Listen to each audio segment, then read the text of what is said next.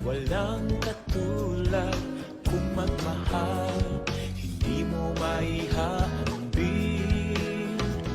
Biyaya niya ay laging sapat, kaya't halina magsama-sama. Magpasalamat at mag-alay ng awit, ipagdiwang ang pag-ibig niya.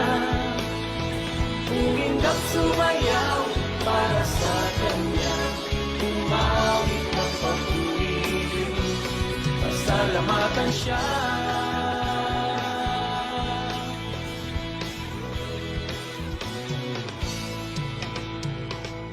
Iba't kay buti ni Jesus, makasalanan ay Kanyang tinubos, wala nang makapamantay sa Kanyang dakilang pagmamahal. Kaya't halina magsama-sama, magpasalamat at mag-alay ng awit, ipagdiwang ang pag-ibig niya. Umindap sumayaw para sa Kanya, umawit ng papuri. Magpasalamat at mag-alay ng awit, ipagdiwang ang pag-ibig niya. Umindap sumayaw para sa Kanya, umawit ng papuri. Salamatan siya.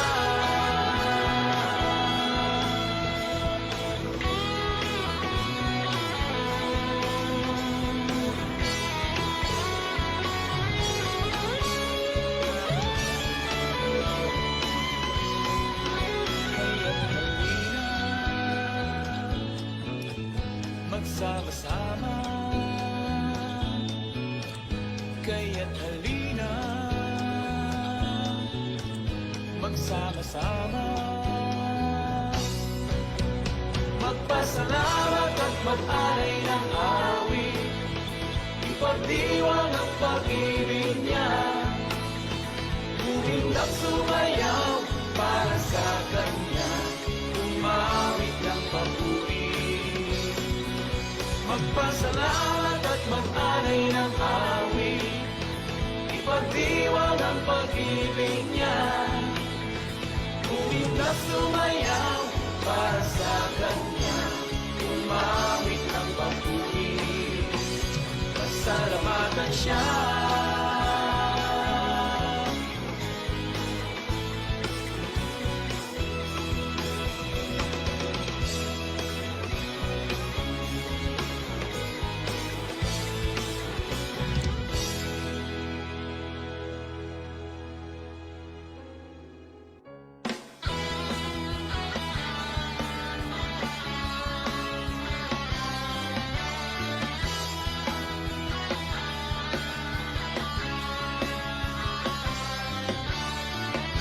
Sa pagsikat ng araw, ngalan niya ay purihin, awitin natin ang pag-ibig niya. Hindi siya nagbabago, noon, ngayon, kailanman, biyaya niya ay lagi niyang lahat. Tayo'y magkaisa, kasambahin ang ngalan niya, pasalamatan siya, at ating isigaw sa buong mundo. Si Kristo ay buhay, si Kristo ay buhay, tayo ay magsaya at luwalhatiin siya. Si Kristo ay buhay, si Kristo ay buhay, ating ipagsigawan sa mundo. Si Kristo ay buhay. Welcome to Love Fellowship Church, International Columpete. Good evening everyone. Ayan. Hello, good evening po sa bawat isa. Okay, yan. Here's a, Nakajimit ako. Wala. Okay. Hindi po. Kaya Ronald, mukhang mula yung kaklase natin. Anyway, dalawa tatlo nagkapit mo sa kanyang pangalan. Siya nasa kalagitnaan, kaya you know that he is with us. Kaya sandali lang at ako ng aking background. Ang bahay yan. Pasko na. Total, malapit kang mag-prayer. Praise God. Kaya tayo po nagbabalik after more than a month. Ayan ka, after more than a month na tayo hindi nagkita-kita, tayo po ay nagbalik sa ating simbahay online. Nagpapatuloy po natin ating nasimulang series yan, mula sa simbahay lessons. Yan. So anyway, tayo po yung manalangin muna. Tayo po yung manalangin. Father God, salamat po sa gabing ito. Kaya po mangusap sa amin, Lord. I pray na lahat ng aming mapag-usapan ay tunay na naging pagpapala po sa bawat isa, O God. At sa lahat ng makikinig, sa lahat ng mga nadadalo at lahat ng mga nandito ngayon, ay nawa ay kayo mapupurihan sa pangalan ni Jesus. Amen. Amen. Praise God. Yan. So bago tayo magpatuloy, tayo muna sumamba sa Panginoon. Ayan tayo mag-testimony. Tayo po let's worship God together with the psalmist. Sige po, patuloy tayo magpuri sa Panginoon.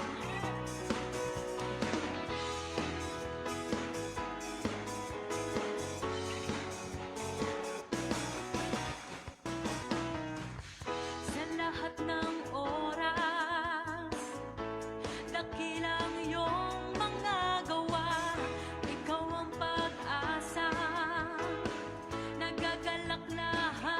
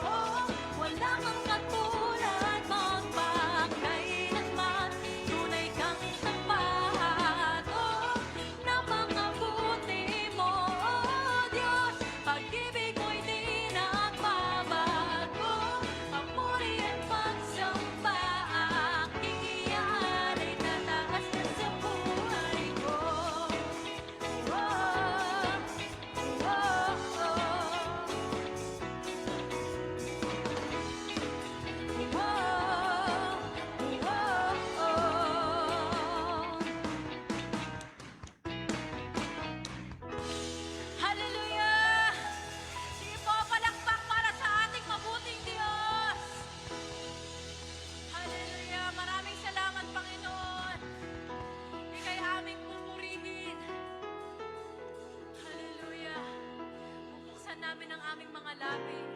Hallelujah. Para sa pagpupuri sa iyo, Panginoon.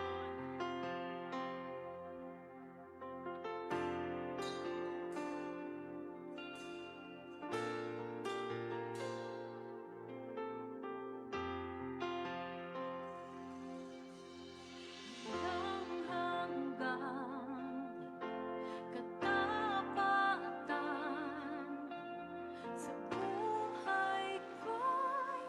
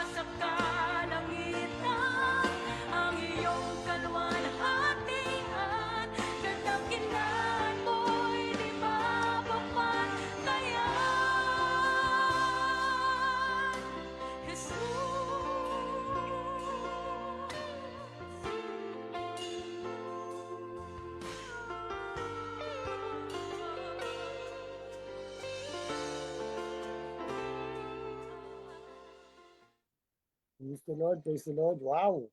What a powerful worship with our worship team. So, praise God for that. At ngayon po ay tayo dadako na sa ating testimony time. Ang tagal natin hindi nagkita. More than 1 month. Kaya nga, nagkasakit na ang inyong lingkod. At ngayon nagbabalik muli sa commitment na tayo magpalakas sa mga individuals. Yan. Katulad ni Kuya Ronald. Nakahapon siya nag-share sa midweek. Yan. Tutali ko lang nandiyan, Kuya Ronald. So, take it away. Amen. Thank you, Lord. Salamat po sa biyaya niya. At niya po, dahil po sa kabutihan niya na tayo'y ginamit kagabi para makapagpahid ng salita. Dahil ang month po natin ay sa August ay Bold to Witness. Kaya po, salamat sa biyaya niya, sa kalakasan at sa paggabay niya sa akin na pahayag tayo sa kanyang salita, nagbibigay buhay at pag-asa sa bawat isa. Amen. At salamat po sa pagkakataon ito na aking binabalik ang kabutihan ng Diyos sa pag-iingat patuloy niyo sa aming pamilya. Bagamat lahat tayo dumadaan sa sitwasyon ng pagkabaha. Salamat pa rin sa Diyos. Patuloy pa rin na tayo'y mayroong ganitong gawain para mapalakas ang bawat isa. Kaya salamat sa Diyos. Salamat pinupuri ko sa pating Diyos ng buhay. Amen. Thank you, God. Din po sa kasama natin ngayon sa FB Live. Sa manonood sila Catherine Mariano. Hello, Catherine. Good evening. Si Josephine Serafin. Hello, hello. At si Ate Lisa Enriquez. Yan, mga nasa Sukol. At si Francis Tenorio.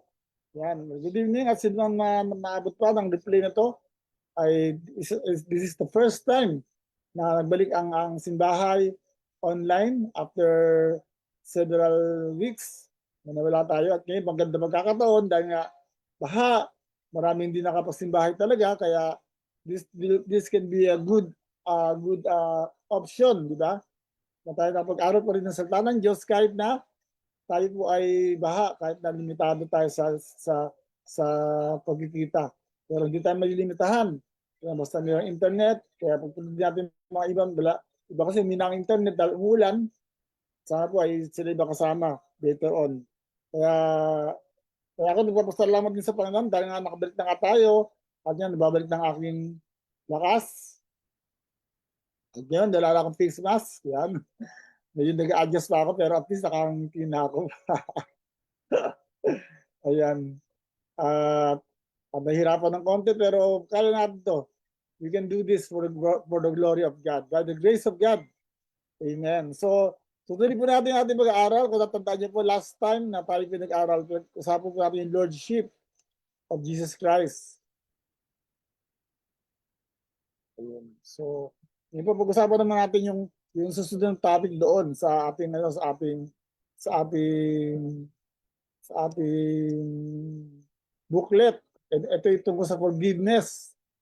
Yan, pagpapatawad. Yan. Napakalaga na tayo ay nagpapatawad.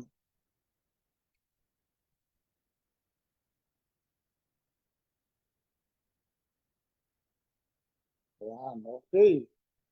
Forgiveness, a new heart that lets go. Yan, ang bagong puso na nagpapalaya. Yan ating verse ay Matthew 6:14-15. Pakabasa ka, Kuya Ronald. Matthew 6:14-15.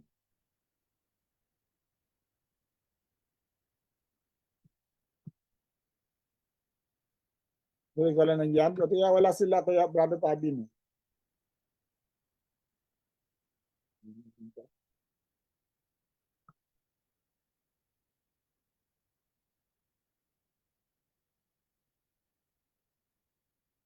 Okay, Matthew 6:14-15. 14:15. Sabi po dito,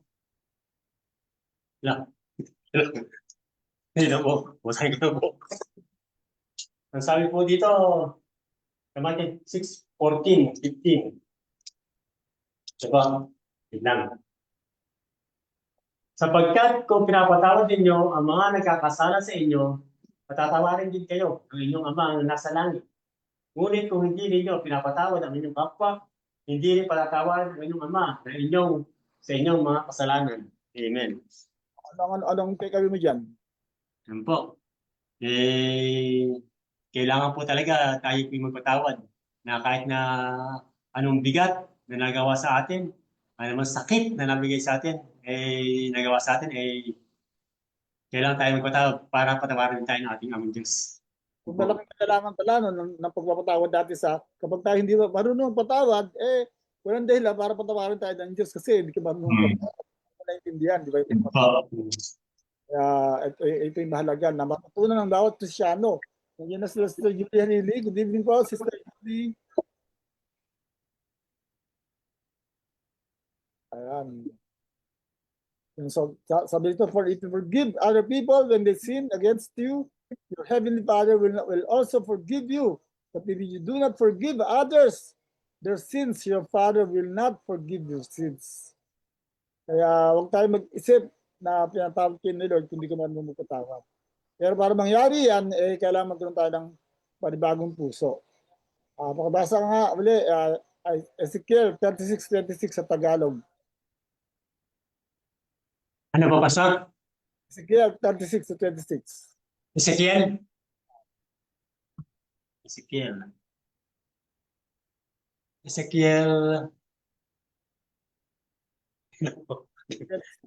Ay, 36:26. 36?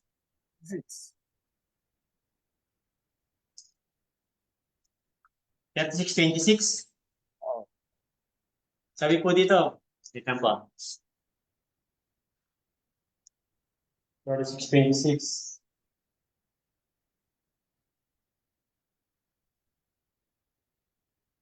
Bibigyan mo kayo ng bagong puso at bagong espiritu. Ang masuwayin ninyong puso ay gagawin kong pusong masunurin. Amen. Hallelujah. Yun palang paraan para tayo makapagpatawad kapag tayo po ay nagkaroon ng bagong puso. Kasi ang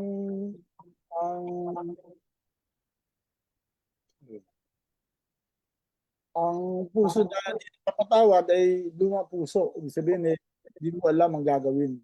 Pero kapag ikaw napapatawad, ikaw ay may bagong puso at manggagaling na yan sa Diyos. Amen. Kaya ang ating bigay ngayon sa gabi ito, because God gives us a new heart, you can choose to forgive. Yan. So, kaya comment down below sa mga nandiyan, choose to forgive. Wala akong tiglalakwen ko. Kung meron kayong mga nakasama ng loob, meron kayong mga hindi nakit sa ibang tao, kasi mga pastor. Yan. Pagpatawad. Yeah.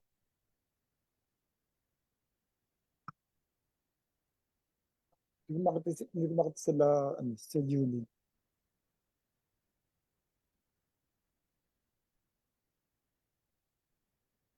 Anyway. Okay, so let's proceed. So number 1, forgiveness is a command. Not just a feeling. Yan, hindi mo dapat maramdaman na kung ayoko siya patawarin kasi hindi ko naman nararamdaman. ang pagpapatawad ay isang utos, di ba? Sabi ng Bible, hindi sinabi ni Jesus na magpatawad ka kapag naramdaman mo na. Di ba? Kapag masama pa loob mo, ganon, ayaw ko magpatawad, hindi tayo nakabase sa emotion. Forgiveness is a choice. Even when emotions are still painful. So forgiveness is not dependent on an apology. So hindi kailangan humingi ng tawad ang tao actually. Diba? Papatawarin ko na siya kapag siya humingi ng sorry. Dahil nakita natin yan kay Jesus, diba? Na siya nagpatawad kahit hindi tayo humingi ng tawad. Pinatawad niya tayo. So unforgiveness keeps us connected to the person who hurts us. Yan. So choose forgiveness over the control of your yesterday's pain. Ikaw, Kuya Ronald, ano ba ang masama dyan? Number 2, Pastor. Ano ang karanasan mo sa pagpapatawad? Ay, sa akin po, Pastor, dati, nung una, talagang nagkatinim ako ng galit. Pero nung nakilala ko ang Diyos, yun, talagang kahit na meron magsalita sa akin ng hindi maganda, kahit narinig ko, kumbaga, ningitian ko lang. Kahit na minsan napagalitan ako, dahil mali naman talaga ako. Okay lang sa akin, tinatanggap ko. Yan, medyo, ang galing nga eh. Ang galing nga ni Lord eh. Kumbaga, dati, kapag, kapag nasabihan lang ako ng hindi maganda, talagang suwasigaw talaga ako eh. Talagang kung malakas ang sigaw, kung malakas ang pagkakasabi, mas malakas yung sasabihin ng ano ko eh. Ang pagkakasabi ko eh, sagot ko. Ganun. Ganun ako kapag kapag hindi ko nagustuhan yung sinabi. Pero ngayon okay lang sa akin, hindi na ako kumikibo eh. Nangingiti lang ako. Yes, ganun. Talaga yung pagbabago sa pag-uugali ko. Malaki ang niya. Malaki ang talagang ginawa ng Diyos. Kaya salamat sa Diyos talaga. Na naroon na mapagpatawad. Minsan mahirap Naka, talaga. ako.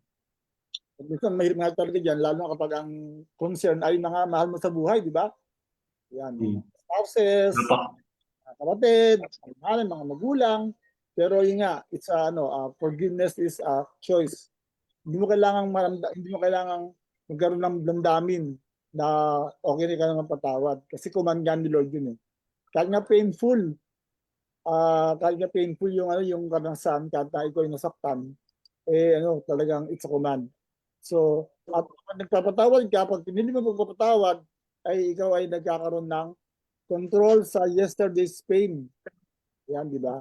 Kaya sabi nga nila, ang pagpapatawad daw ay pagkapalaya sa taong nakakulong. At ang taong nakakulong na yan ay walang iba kundi ikaw. Hindi yung pinatawad mo, kundi yung ikaw na nakakulong. Ikaw na naghihilagpis. Ikaw na nakakataya. Kaya nga sa encounter, sa mga gawain, talaga kapag nakalaya ako sa pagpatawad ako. Kaya ako, siyempre, ang isang bagay talaga na totoo, di ba? Yung offense, nangyayari talaga yun, araw-araw halos, di ba? Na-open ka talaga eh. Ako nga, kapag yung naging struggle ko nung ako yung nagkasakit eh. Ang dali ko ma-offend kasi nga, siyempre sensitive ako di ba? Yung irritable ako, yung konting deal ako pagbigyan, parang na-offend ako. Pero hindi ko piniling masama ng loob, talagang mas pinili ko nawain sila, magpasalamat na lang dahil sila nandoon, dahil sila nagbibigay ng padon sa akin. Hindi yung naghahanap pa ako. Kaya sabi ko doon sa isang lesson natin ba yung pag desakit ka, pwede ka magsungit, pero pwede ka namang pumili na maging mabait na Amen. tawag ka. Nanay Julie, Tabi, good evening po. Good evening po. Na-late po kami. Pinapatawad natin kasi ang topic ay forgiveness. Tawad po. Number 2, unforgiveness.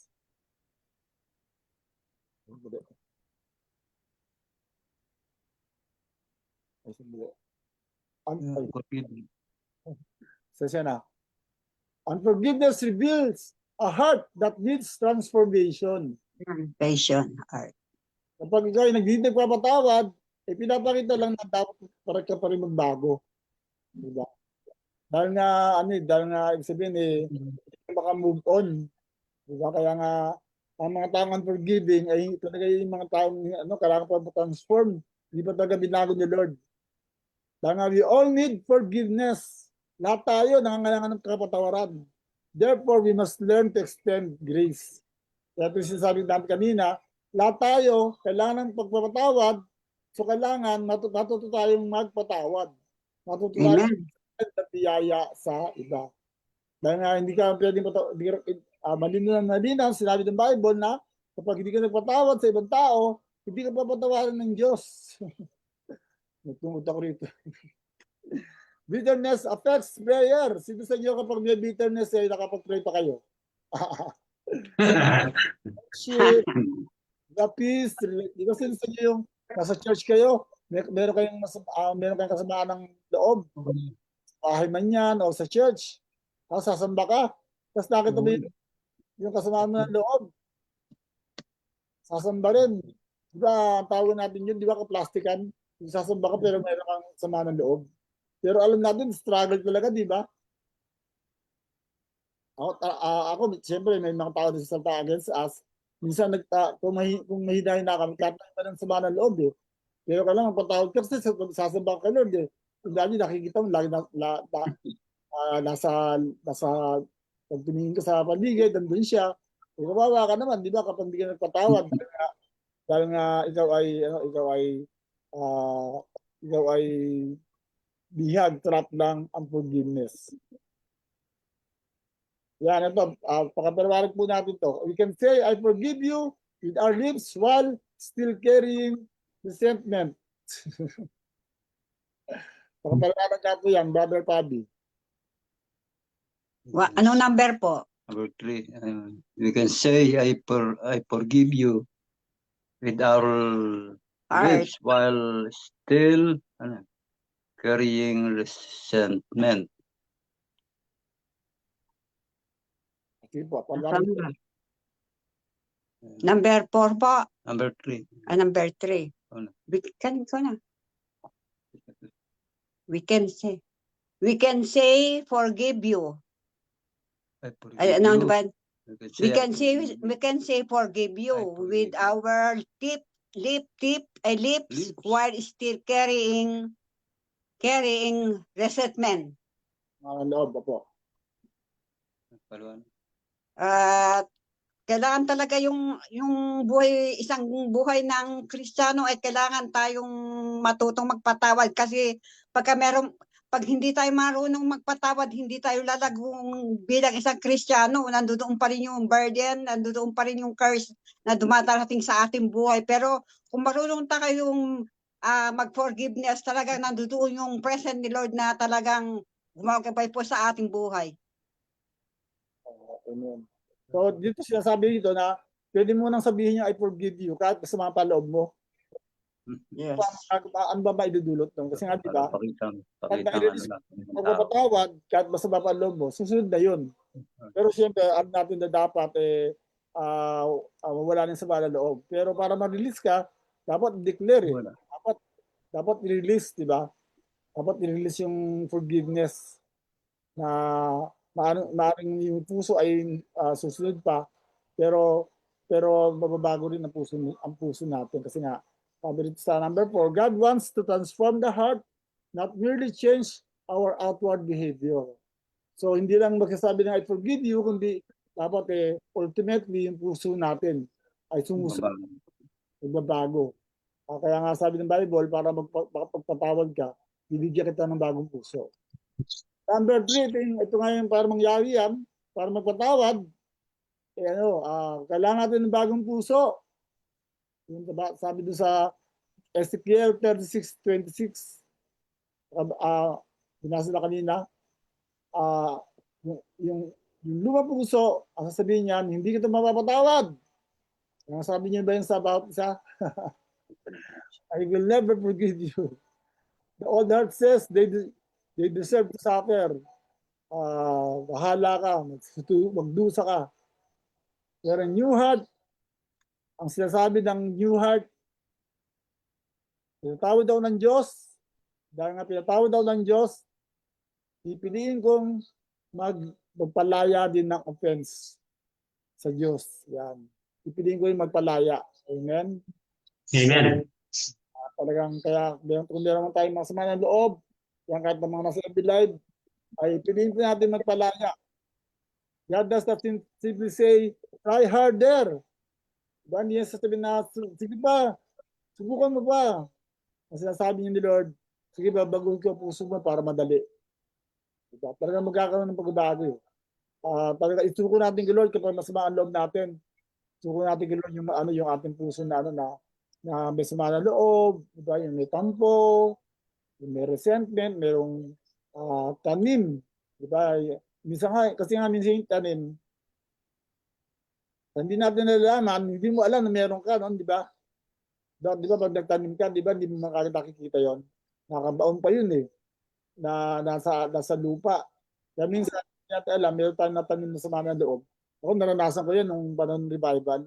Akala ko wala akong sama ng loob wala na akong sama ng loob.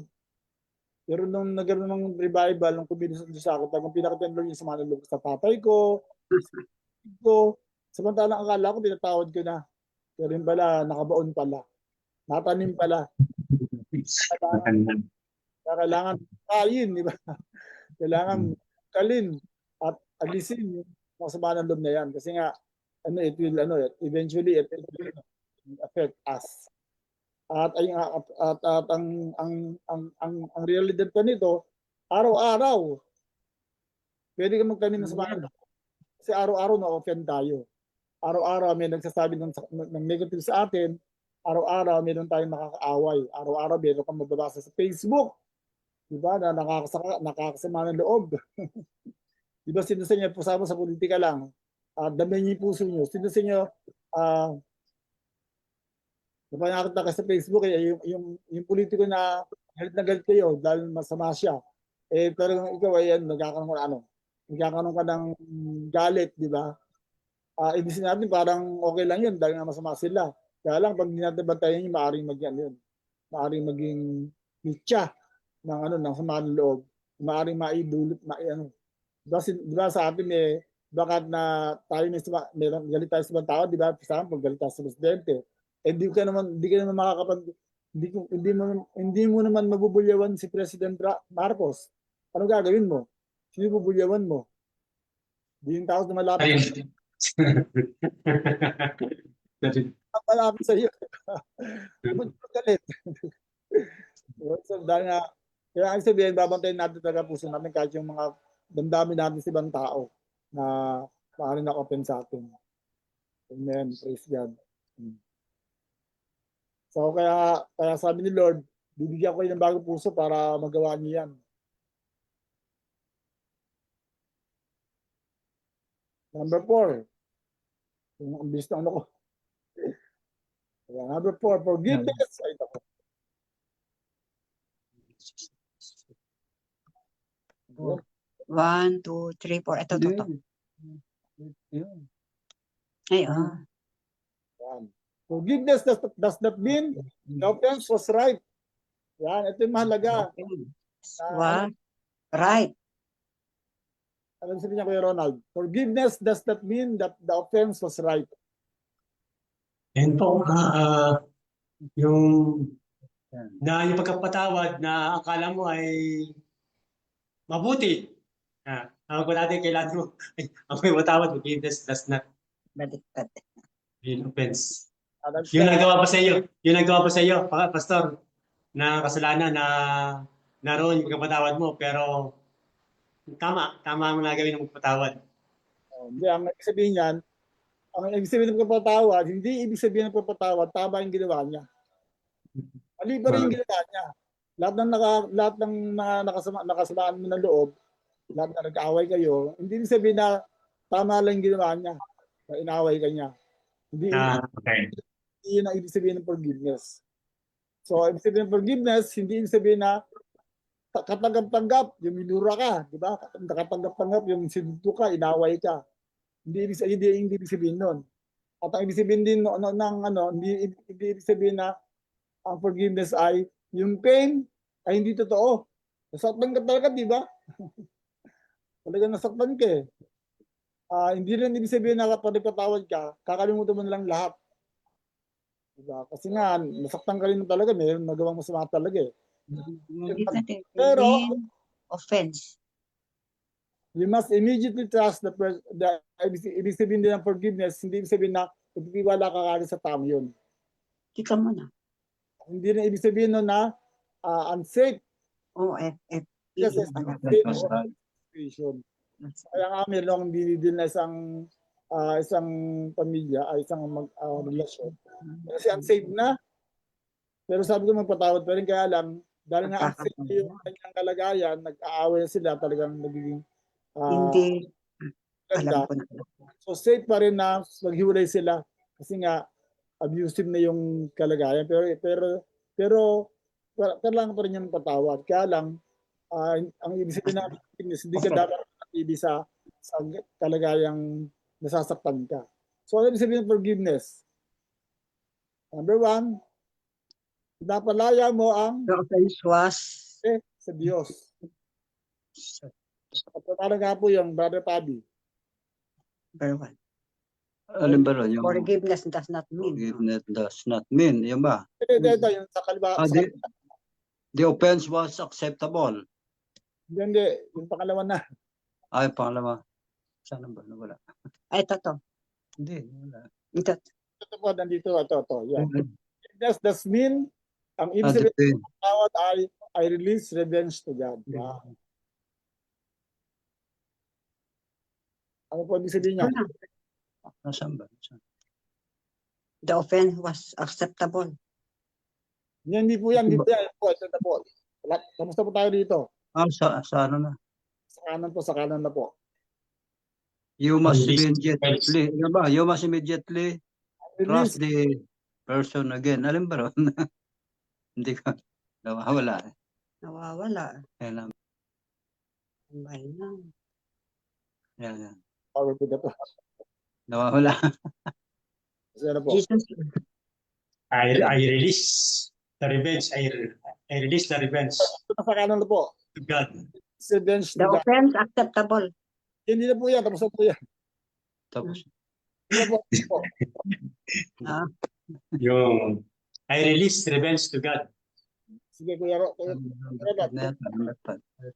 sa kabila. Ayan, ayun. Ayun po. I release revenge to God. Ayan.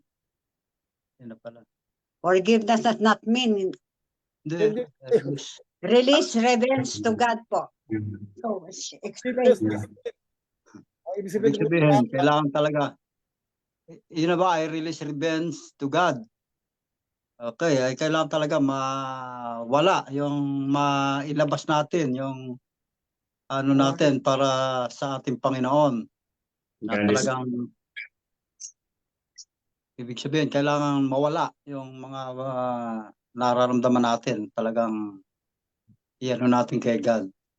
Ibig sabihin ng forgiveness, yung pagpapatao, yung galit mo, binibigay mo na sa Diyos. Ayun, ipabayan na. Kaya ba, Lord, bahala ka na. Bayan na sa Panginoon. Naalala niyo pa yun, ito, dayak ako noon, kung naalala si Charlie Kirk, yung Pinatay. Ibinaril. kasi sa asawa niya sa memorial, sabi niya, I release forgiveness to him. Tawad siya. Yung hindi sabihin na malaya na yung lalaki, bahala ng Diyos sa kanya. Pero siya, napalaya siya. Kaya napaka-powerful na statement ng pagpapatawad. So, forgiveness does mean, ang ibig sabihin ng pagpapatawad din, ay hindi mo hinayaan yung bitterness, yung maghari sa'yo. Yung hindi ka na, talagang aalis mo na yung sama ng loob. Talagang hindi mo hayaan na ikaw ay kainin ng galit, ng puot. At binibigay mo na nga sa Diyos yung justice. Lord, bahala ka na. Kung na mas nakakabuti, ikaw ang nakakaalam. Amen. So, Amen. kaya yun din ang gawin natin sa mga galit sa mga politiko ng galit tayo, di ba? Di ba no? Di ba lalo sa flood control, di ba kaya binabaha tayo. Maraming sabi hindi ako sang-ayon din eh. Yung si Cara David ng birthday, sabi niya ang wish ko sa birthday ko mamatay na lahat ng kurap. Hindi sila nakapagsisi, hindi sila nakapagtago, di ba?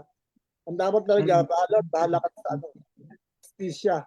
Para sa mga Pinapabayan sa Diyos. Ng justisya. Kaya na sila lahat. Yan. I can forgive while maintaining wise boundaries. So, ibig sabihin nito, Ayaw magpatawad. hindi ba ibig sabihin na ikaw ay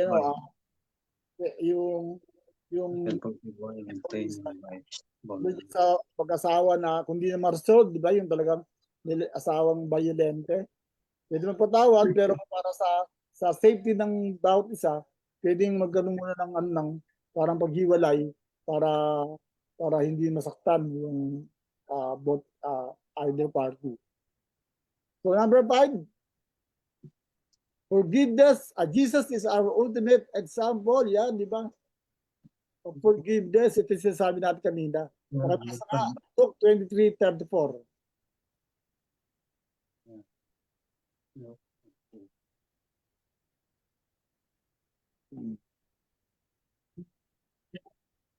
Mabasa po. Sa Bible. Lucas 23, 24, Luke 23. 23, 34. Jesus forgive. Hindi ba masabi? Ito na lang.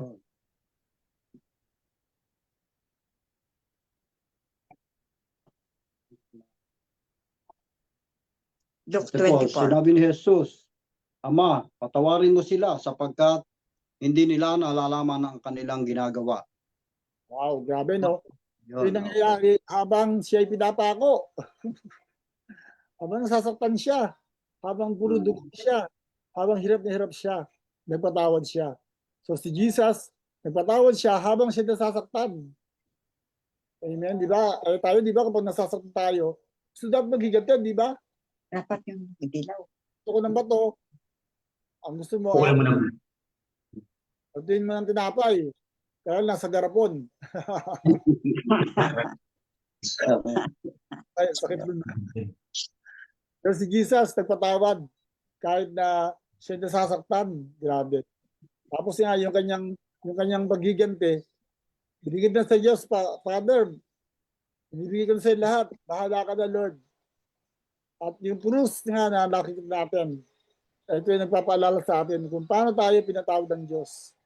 Kaya nga kapag every time na tayo nakakita ng krus, maalala natin na ganun na lang pagpapatawad ng Diyos sa atin.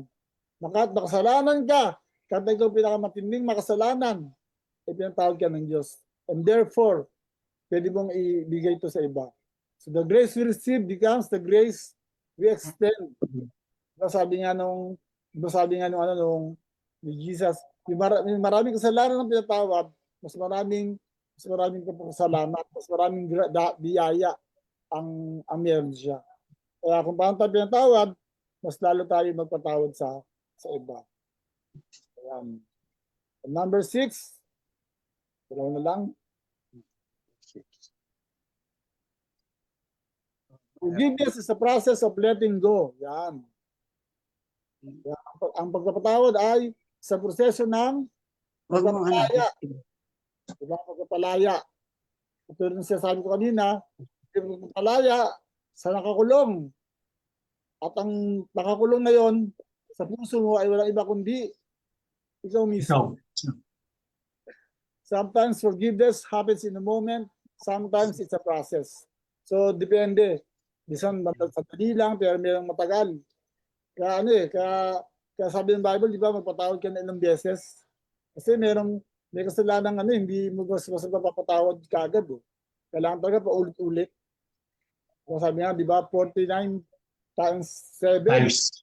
77 times. Sabi, no? Kaya sabihin nun, kapag naalala mo yung galit, yung ginawa sa'yo, yung galit mo, magpatawad ka pa rin. Kasi nga, merong sakit na hindi basta-basta nawawala eh. Lalo kapag talagang nakasira, sa'yo, yung talagang sumugod sa pagkatao mo, yung talagang talagang halos na sira buhay mo. Kaya doon mo ilalabas yung tinatawag na perpetual forgiveness. Magpatawad ka ng 490 times a day. A day yun ha. Sa isang tao, sa isang kasalanan. So sabihin talagang walang katapusan ng pagpapatawad. So when the moment returns, Lord, I choose forgiveness again. Kung naalala mo, di ba ito yung naranasan ko, yung nagpatawad na ako, akala ko, pero nung pinaalala sa akin ni Lord, nandun pa pala, so kailangan patawad ka talaga eh. Kahit akala mo wala na, pero pag naalala mo, kapag naiyak ka pa rin, sasaktan ka pa rin. So you forgive. Kahit nga yung tao din, wala na eh. Kahit nasa lahat ng tao din eh, kailangan ka din pagpatawad. When bitterness arises, Lord, give me a new heart. Magulo pa yung puso ko. Kaya nga araw-araw eh. Kaya di ba si Pablo, sabi niya ni Pablo, araw-araw, namamatay siya.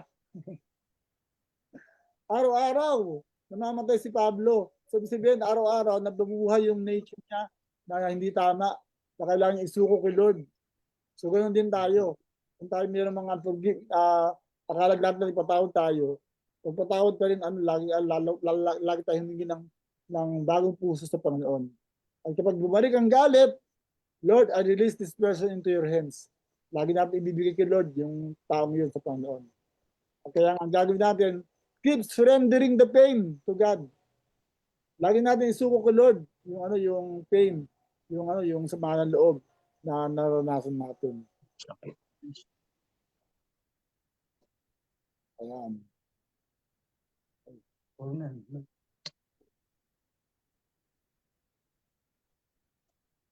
Ayan.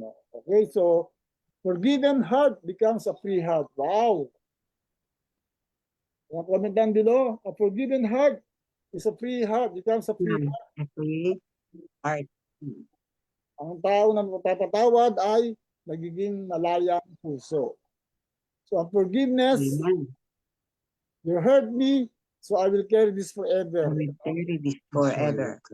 Na matanda na, di ba? May mga tao na matanda na. Yung mga sama ng loob na magkagalit sila ng bata pa, nandun pa rin. At mahirap yun. At nakita natin yung sa mga pamilya, sa mga palabas sa TV, di ba? Yung mga galit nila nung unang panahon pa. At Hanggang magpantay ang aking paa. Hindi siya makamatawad. dahil papasa sa lahi-lahi, di ba? Kaya, sige mo, dapat magpatawad eh. Sa balang loob niya Ang hirap talaga. Ang sa balang loob niya, Naya ko.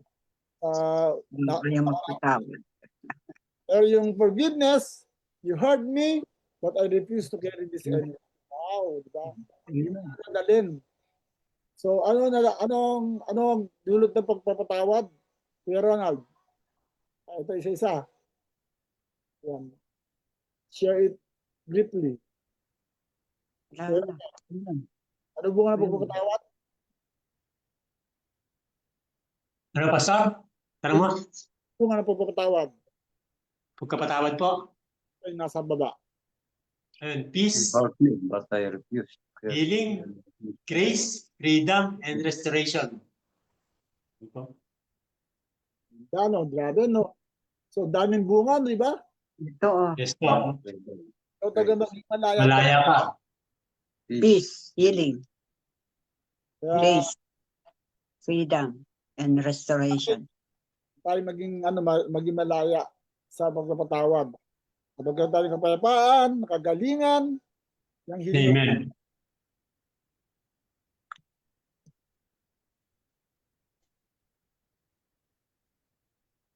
Yan. Healing, grace. Ang gulo ng ano? PowerPoint. Healing, grace, freedom, and restoration. So, ito tatlong bagay na dapat natin tandaan bago tayo magtapos. And forgiveness is a choice. So, kailangan piliin natin na magpatawad. It's your choice.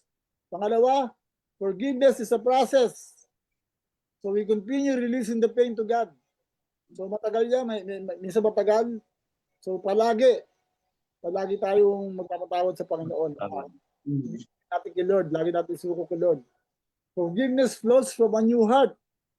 Sa bagong puso lang. Kaya, binabago ng Diyos ang ating puso para magmahal tayo at tayo magpalaya at magpapatawad. So, therefore, lagi tayong humingi ng bagong puso. Amen. Lagi natin hingin araw-araw. Pagbabago tayo ng puso, pag-umaga, bago tayo pag-pray, gusto ko kay Lord lahat, and then go to the day na may bagong puso na sa mga tao sa paligid mo ay magiging mas understanding ka sa mga tao sa paligid. Amen, amen to that.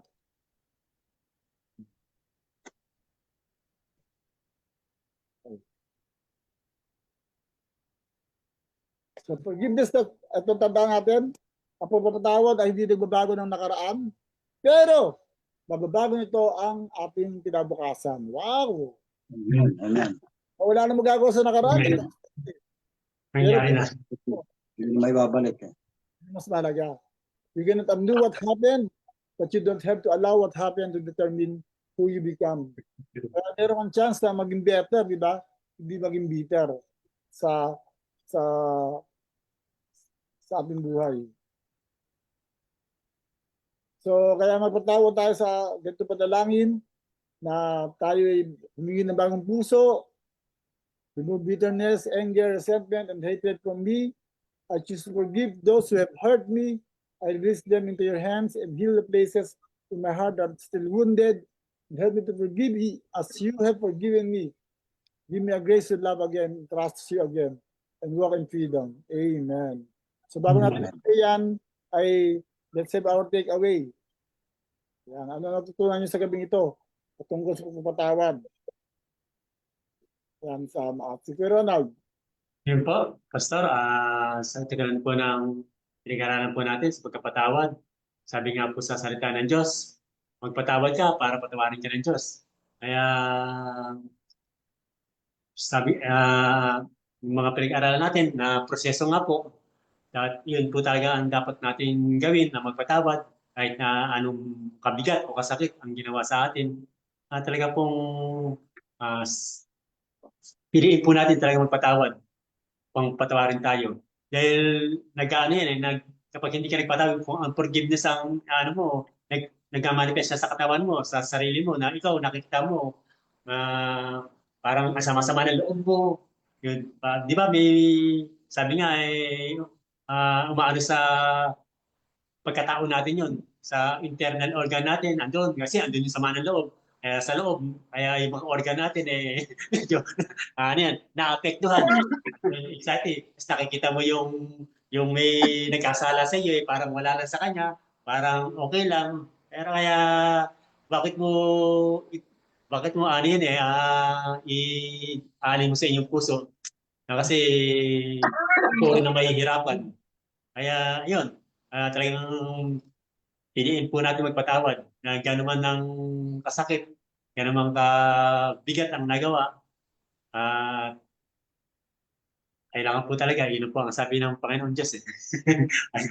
Kaya gawin po natin, talagang piliin po natin magpatawad. Kaya nga kapag yung pinatawad mo, andun nga po yung mga bunga, andun yung kapayapaan na sa buhay mo, andun yung kalayaan, di ba? Andun yung kagalakan, at andun yung restoration, ibabalik yung buhay na maganda at maayos, di ba? Kaya po mas maganda ang magpatawad. Di ba? Yun po. Sa atin nga rin, alam natin, kahit anong kasalanan, kahit mabigat, ang katapat lang talaga, papatawaran. Yun yung ginawa ni Jesus, di ba? Yun po, sa halili po. Para sa akin po ay talagang napakahalaga yung magpatawad tayo. Kasi nga, hanggat nasa atin yung kinikimkim natin, meron tayong naging kagalit, hanggat kinikimkim natin, nasa puso natin, hindi natin inire-release, hindi natin makuhang magpatawad, tayo po ang nagdadala, tayo ang talagang parang nagdurusa. Pero kung sa pagkakataon ngayon, talagang ang importante talaga, mawala yung galit sa ating puso. Kaya nga, sa pagtanggap natin sa Panginoon, hiningi na natin yung pusong bago, yung mapagpatawad kahit na nasaktan tayo, ay iyon ang talagang kailangan natin, yung huwag patagalin yung galit kahit na napakasakit na lang nangyari. Kasi nga, pag binago ni Lord yung ating puso, naroon talagang madali tayong magpatawad. Pero hanggat hindi tayo sumusuko sa Panginoon, hindi natin sinusuko ang lahat sa ating Diyos, mahirap gawin ang magpatawad. Kaya importante talaga, napalitan yung puso natin na talagang, sabi nga, pusong maunawain, naroon yung love, nandoon yung talagang lahat ng bagay talagang magagawa natin, matitiis natin. Dahil alam natin na si Kristo ang naghahari sa ating buhay. Kaya nga, may nabasa ako sa Bible na sabi nga, Panginoon, ilang beses ba akong kailangan magpatawad? Sabi niya, tatlo. Ang sabi nga ron 77. Ibig 77. sabihin, walang katapusan ang pagpapatawad hanggat merong nakakasama ka ng loob, ay gawin mong mapangunawa. Kasi pinalitan na yung puso natin kaya iyon, napakahalaga yung talagang magpatawad. Pag hanggat hindi si Kristo yung naghahari sa atin, mahirap magpatawad. Ngayon po, kung talagang nasa atin na ang Holy Spirit, ang banal na Espiritu, naghari sa atin, madali nang magpatawad. Kasi hindi lang yung sarili natin ang nasusunod, kundi ang ating Panginoon na. Kaya mahalaga po, ipabago natin sa ating Panginoon yung ating puso. Mawala yung galit, mawala yung mga sama ng loob. Kasi araw-araw talagang mangyayari sa atin. Naroon yung talagang minsan nga sa daan may nakasalubong ka na medyo hindi maayos ang kanilang pagdadrive, nandun magagalit ka. Pero yun lang, at talagang nagkakaroon ka ng pagpipigil sa sarili. Nagkakaroon ka ng inuunawa mo yung kalagayan. Kasi ikaw, isang Kristiyano, ikaw ang nakakaunawa at ikaw ang talagang magbibigay ng puwang sa iyong puso na talagang hingin mo kay Lord na kailangan mawala yung galit, mawala yung mga bagay na talagang hindi kalooban ng Diyos. Kaya yun lamang, napakahalaga talaga yung pagpapatawad. Amen. Oo. Amen. Pastor Julie. Amen. Ako pa, Pastor. Oh. Ako naman talaga nagpapasalamat ako sa Panginoon dahil sa isang Kristiyano, pagka hindi ka talaga nagpatawad, hindi ka lalago bilang isang Kristiyano. Hindi ka talagang nandoon talaga yung curse na dumarating sa akin sa inyong buhay. Laging may problema, laging meron kang dinadalang mabigat kung hindi ka marunong magpatawad. Nangyayari po sa aming group, Pastor, talagang ang gusto ko lang talagang magkasundo, pero hindi nabigo ako, pero pinapanalangin ko pa rin na gusto ko silang magkasundo. Kaya talagang napakahalaga talaga yung magpapatawad ka sa isang tao dahil kung hindi ka nagpapatawad, talagang hindi tayo lalago sa pagkakristyano tayo kung laging meron tayong pagalit. Kailangan doon, kung meron man isa na hindi nakakaunawa, i-explain po. Hindi po yung puro pagalit na dahil nakikita yung ibang Kristiyano na tayo mga leader, kailangan ipakita natin yung pagmamahal na katulad ni Kristo, kaya talagang kailangan talaga yung magpatawad bilang isang Kristiyano. Yun lang po. Amen, amen. Praise God. Sabi nga po ni Ate Gloria ko, kaya kailangan po natin gawin, alisin na natin ang sama ng loob, galit at puot. Huwag na kayong mambubulyaw. Yan, kaya bawal sa Kristiyano ng bubulyaw. Ano pa nga may kasabihan daw, totoo ba yun? Wala raw Kristiyano driver. Nainitin ang gulo. Kung nagigit lang, di ba? Pag gano'n ako talagang nakakatabi kong kahit si Kalopi dati, di ba? Si Kalopi, spiritual yun, ha? Pero kapag nasa driver, pag nagigit yun, talagang ako, gagalit talaga. And the point is, talagang self-control talaga. Manalait. Bawal pala manlait, Ang daming basher, di ba? Kaya nakit, dandamin. Yan, di ba? Kaya, kaya ako minsan talagang isa yan sa natin, mga takleso, di ba? Yung mga takless words, yung nasasabi mo, hindi mo alam, nakasakit ka pala. At minsan nga, yung mga mahal mo sa buhay. Nandadaan ng ating kapwa, sa halip, pag mabait kayo, at maawain sa isa't isa, magpatawad kayo, tayo, tulad ng pagpapatawad sa atin ng Diyos pamamagitan ni Kristo Jesus. Efeso 4:31-32. Thank you for sharing that, Ate Gloria Cuenco. Kaya salamat sa Panginoon dahil tayo pinatawad ng Diyos at therefore we can release forgiveness to others. Yan. Kahit na mga naka-offend, kahit na minsan talagang kaya I release forgiveness sa mga taong naka-offend sa akin at kung ako'y naka-offend din, patawarin ako. Let's pray. Pray po natin yung prayer na binanggit kanina. So tayo po manalangin. Lord, kami po ay binibigyan namin ang aming puso sa iyo.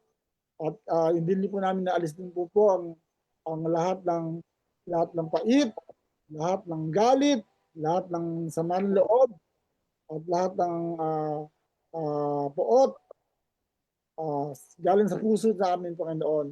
At pinipili namin magpatawad sa sino man nakasakit sa amin. At kami po amin silang binibigay sa iyo, yung mga taong ito. Nawa, pagalingin mo po ang aming mga puso na nasaktan, na maaaring ngayon may sugat pa, kahit na nakakaraan na.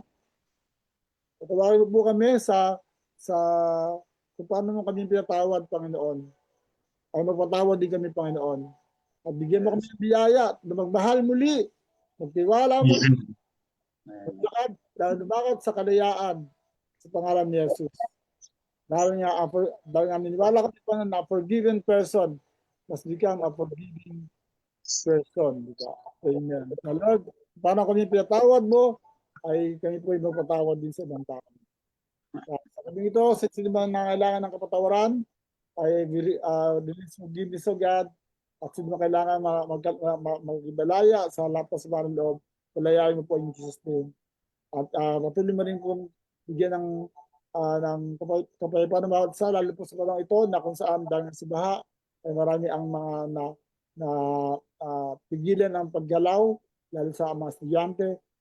Simula bukas po ay bagbalik na po lahat sa church namin na nakapagigilan ng tubig, Lord. I pray na talagang humupa na kagad ang mga tubig para po ay makabalik na sa church. Salamat sa iyo.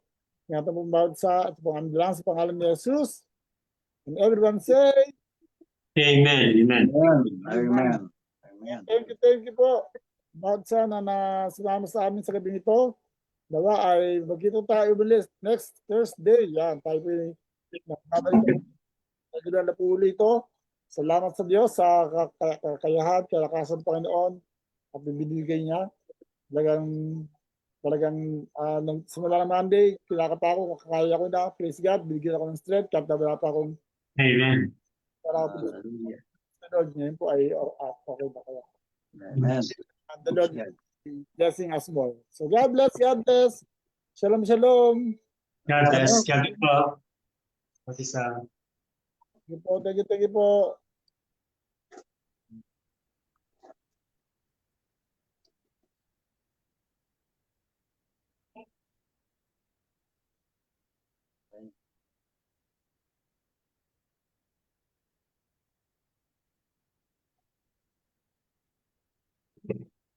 Walang katulad magmahal, hindi mo maihabig.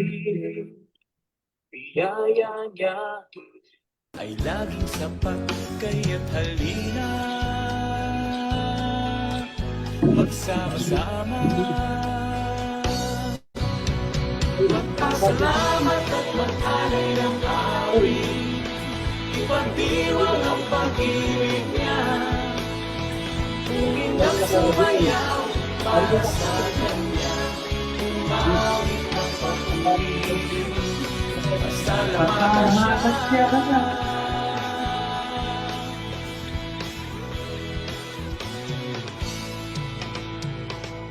Iba't kay buti ni Jesus, makasalanan ay kanyang tinubos.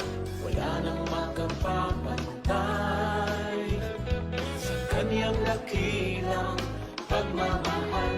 Kaya't halina magsama-sama.